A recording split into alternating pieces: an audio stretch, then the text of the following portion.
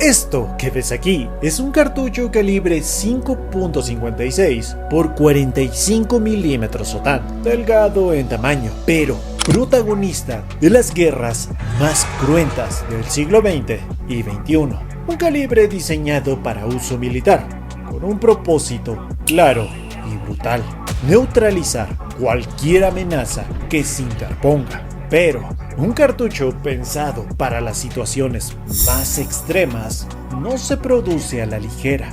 Detrás de cada disparo hay estándares rigurosos, controles milimétricos y procesos capaces de asegurar que nunca te falle, incluso en el caos del combate real. Hoy te voy a llevar al corazón de esa producción, el detrás de escena de uno de los cartuchos militares más populares, letales e interesantes de la historia. Yo soy Philip y esto es MIS Army.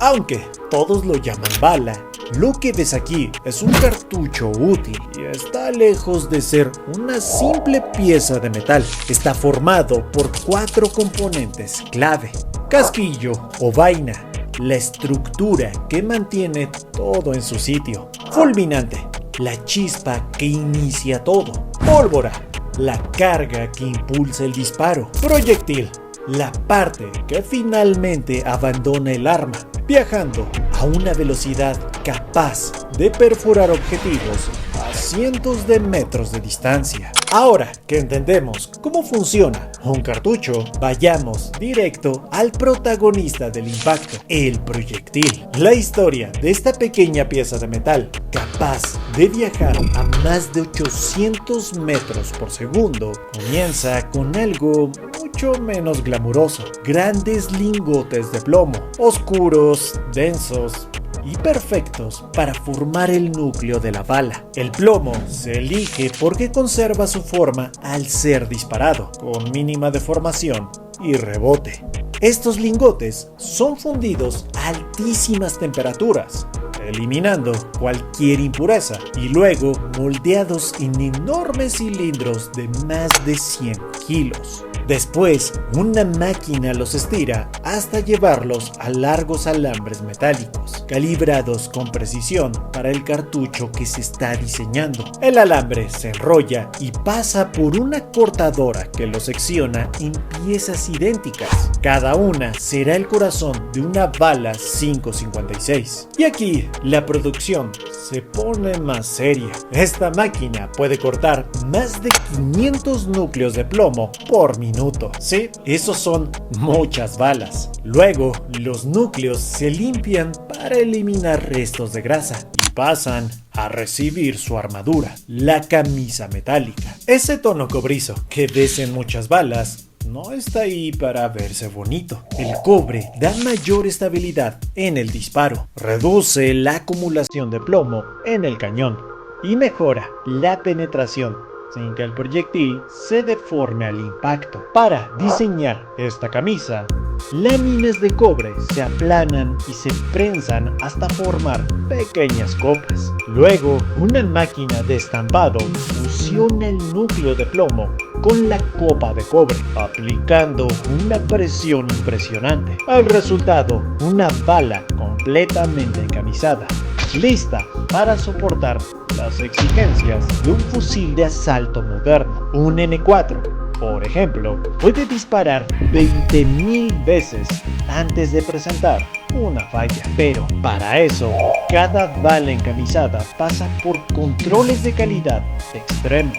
Escáneres láseres verifican sus dimensiones exactas. Básculas de alta precisión pesan cada proyectil. Si una bala es demasiado ligera o demasiado pesada, queda descartada. Solo las que cumplen con el estándar sobreviven para la siguiente fase de producción. Pero un proyectil calibre 5.56 necesita más que una camisa metálica. Requiere una estructura que lo mantenga perfectamente fijo y soporte la altísima presión que lo impulsa. Ese es el trabajo del casquillo, el elemento clave que une todos los componentes del cartucho. Su historia comienza con enormes rollos de latón, una aleación de cobre y zinc elegida por su resistencia, flexibilidad y capacidad de sellar los gases en la recámara. Estas láminas son aplanadas y enviadas a unas potentes máquinas llamadas cuperas, que recortan discos del tamaño de una moneda con una fuerza descomunal. Las láminas sobrantes se reciclan para no desperdiciar ni un gramo de metal. A continuación, cada disco pasa por una prensa que le da forma de pequeña copa, cerrada en un extremo y abierta en el otro. Después se somete a un tratamiento térmico entre 700 y 750 grados Celsius, lo que aumenta la resistencia del latón y evita que se agriete bajo presión. Esas copas entran luego en una máquina de estampación progresiva que las estira y afina en varias etapas hasta obtener un cilindro alargado. Aunque todavía liso y sin su característico cuello de botella, en esta misma etapa se mecaniza la cavidad para el fulminante y se forma el cuello que permitirá alojar al delgado proyectil del 556 junto a una gran carga de pólvora. El siguiente paso es dar forma a la pestaña inferior del casquillo o reborde, la zona donde la uña extractora del fusil engancha para expulsar el casquillo disparado y permitir la recarga del siguiente cartucho. En combate, un fallo puede ser fatal, así que cada casquillo, incluso antes de tener fulminante, es inspeccionado por escáneres láser de alta velocidad que detectan en milisegundos cualquier desviación en las medidas. Quizá te hayas fijado que la munición militar tiene en el cuello un tono oscuro. Esto es el resultado del recocido, un proceso térmico que devuelve ductilidad al latón, haciéndolo más flexible y resistente a la deformación durante el disparo. En el caso militar, se deja el color como prueba visible de que el tratamiento se realizó. En la munición civil, en cambio, el casquillo se pule para un acabado más estético. Finalmente, los casquillos son lavados y vuelven a pasar por controles de precisión. Solo los que cumplen las especificaciones al milímetro continúan.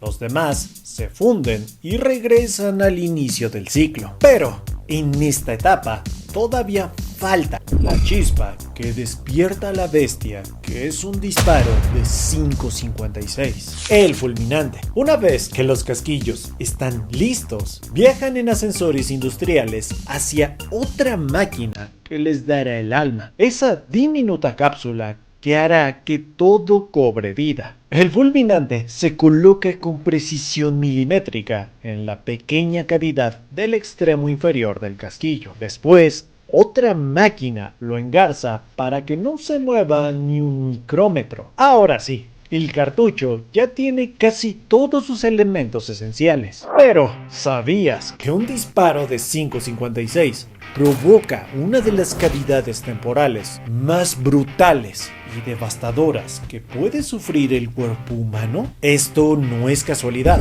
es el resultado de una perfecta integración de todos los elementos del cartucho. La última etapa es la que le da el verdadero poder. De nuevo, los casquillos suben por un elevador y por otro, las balas. En una sola coreografía mecánica, la máquina ensancha ligeramente el cuello de botella del casquillo. Lo carga con una dosis de pólvora. Una báscula electrónica confirma que no hay ni un grano de pólvora de más ni de menos. Después, otra máquina deja caer la bala dentro del casquillo, exactamente a la profundidad correcta. Un prensado final sella todo, dejando al 5.56 listo para rugir. Pero antes de que cualquiera de estos cartuchos toque un fusil, pasan por su último examen, una fase de control que revisa peso,